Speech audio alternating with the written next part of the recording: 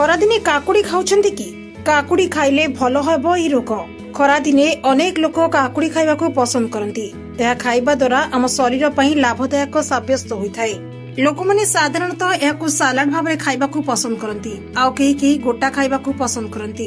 ଅତ୍ୟଧିକ ଗରମ ଯୋଗୁଁ ହେଉଥିବା ଗରମ ଲହରୀ ଯୋଗୁଁ ଲୋକମାନେ ପ୍ରାୟତଃ ଷ୍ଟ୍ରୋକର ଶିକାର ହୁଅନ୍ତି। ଏପରି ପରିସ୍ଥିତିରେ କାକୁଡିରେ ଥିବା ଥଣ୍ଡା ଗୁଣ କେବଳ ଆପଣଙ୍କୁ ସୁରକ୍ଷା ଦିଏ ନାହିଁ, ବରଂ ଆରାମ ମଧ୍ୟ ଦିଏ। ଯଦି ଆପଣ ଗରମ ଷ୍ଟ୍ରୋକରେ ପୀଡ଼ିତ, ତେବେ ଏଥିରୁ ଆରାମ ପାଇବା ପାଇଁ ଆପଣ କାକୁଡି ଖଣ୍ଡକୁ ମୁଣ୍ଡରେ ରଖିପାରିବେ। କାକୁଡିରେ କମ୍ କ୍ୟାଲୋରି ଏବଂ ଫାଇବର ଭରପୁର ହୋଇଥାଏ। ଗ୍ରୀଷ୍ମ ଋତୁରେ ଓଜନ ହ୍ରାସ କରିବାରେ ମଧ୍ୟ ଏହା ସାହାଯ୍ୟ କରିପାରେ। ଏହା ଶରୀରକୁ ବିଭିନ୍ନ ପ୍ରକାର ଅକ୍ସିଡାଣ୍ଟ ଏବଂ ଫ୍ଲାଭୋନଏଡ୍ ସହିତ ପୁଷ୍ଟିସାର ପ୍ରଦାନ କରିଥାଏ। ଗରମ କାରଣରୁ ଯଦି ଆପଣଙ୍କ ଆଖିକୁ ଥକା ଲାଗୁଛି କିମ୍ବା ଆଖି ଫୁଲି ଯାଉଛି, ତେବେ କାକୁଡିକୁ ଗୋଲ ଗୋଲ କରି କାଟି ଆଖି ଉପରେ 10 ରୁ 15 ମିନିଟ୍ ରଖନ୍ତୁ।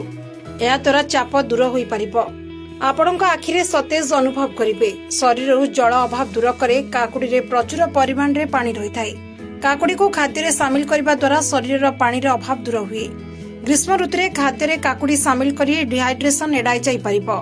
କାକୁଡିରେ ପୋଟାସିୟମ, ମ୍ୟାଗ୍ନେସିୟମ ଏବଂ ଡାଏଟ୍ରି ଫାଇବରରେ ଭରପୁର ରହିଥାଏ।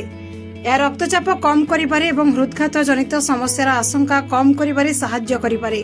ଆପଣଙ୍କ ଖାଦ୍ୟ ଥାଳିରେ କିଛି କଟା କାକୁଡି ରଖିବାର ଆବଶ୍ୟକତା ରହିଛି, କାରଣ ଏହି ଫଳ ଖାଇବା ଦ୍ୱାରା ପେଟ ଥଣ୍ଡା ହୋଇଥାଏ। ଏହା ହଜମ ପ୍ରକ୍ରିୟାକୁ ଉନ୍ନତ କରିଥାଏ, ଅନ୍ତଃନଳୀ ଗତିକୁ ନିୟନ୍ତ୍ରଣ କରିବାରେ ସାହାଯ୍ୟ କରେ। ଯଦି ଆପଣ ମଧୁମେହ ରୋଗୀ, ତେବେ କାକୁଡି ଆପଣଙ୍କ ପାଇଁ ଲାଭଦାୟକ ପ୍ରମାଣିତ ହୋଇପାରେ। ଏହାକୁ ଖାଦ୍ୟରେ ସାମିଲ କରିବା ଦ୍ୱାରା ରକ୍ତରେ ଶର୍କରା ସ୍ତର ନିୟନ୍ତ୍ରଣ ହେବାର ସାହାଯ୍ୟ କରିଥାଏ। ଏହାକୁ ମଧୁମେହ ରୋଗ ପାଇଁ ଲାଭଦାୟକ ବୋଲି ବିବେଚନା କରାଯାଏ। ସ୍ୱାସ୍ଥ୍ୟ ସହିତ କାକୁଡି ଆମ ତ୍ୱଚା ପାଇଁ ମଧ୍ୟ ବହୁ ଲାଭଦାୟକ ବୋଲି ବିବେଚନା କରାଯାଏ। କାକୁଡି ରସ ଦେହରେ ଲଗାଇବା ଦ୍ୱାରା ଚର୍ମ ସତେଜ ତଥା କୋମଳ ରହିଥାଏ।